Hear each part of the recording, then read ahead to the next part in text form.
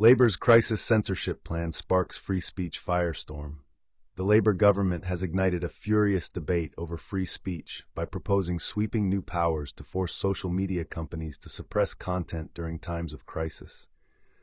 The controversy erupted after footage from a brutal Belfast attack in late May 2026 spread rapidly across platforms like X, formerly Twitter, TikTok, and Telegram, showing graphic violence that authorities claim inflamed tensions and hindered their response. Home Secretary Yvette Cooper announced the government would fast-track provisions in the Online Safety Act to give ministers emergency powers to order takedowns within hours, not days.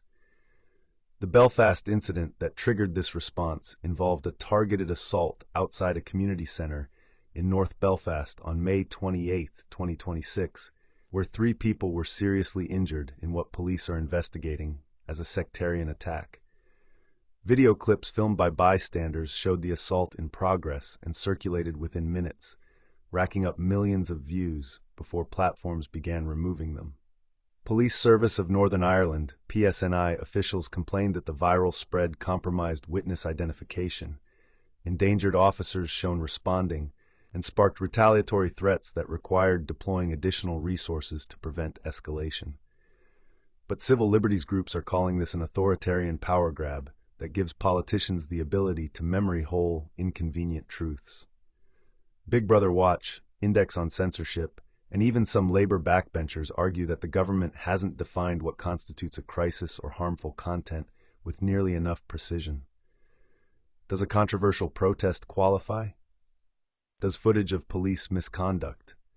The proposed framework gives ministers discretion to decide in real time, with tech companies facing massive fines for non-compliance, potentially up to £18 million or 10% of global revenue under existing Online Safety Act penalties.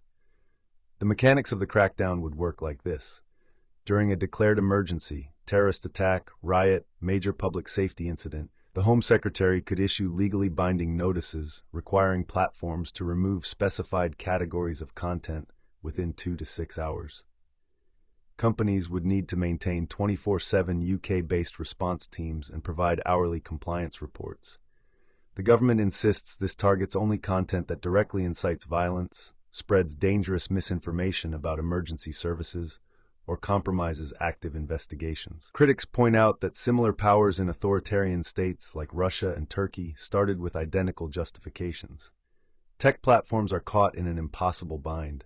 Meta, Facebook, Instagram, WhatsApp, and X have publicly stated they already cooperate with UK law enforcement on emergency requests, removing content that violates their terms of service or local laws.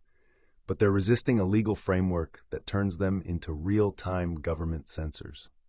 Smaller platforms like Telegram and Signal, which emphasize encryption and minimal moderation, have indicated they may challenge any such orders in court or even withdraw UK operations rather than compromise their encryption architecture.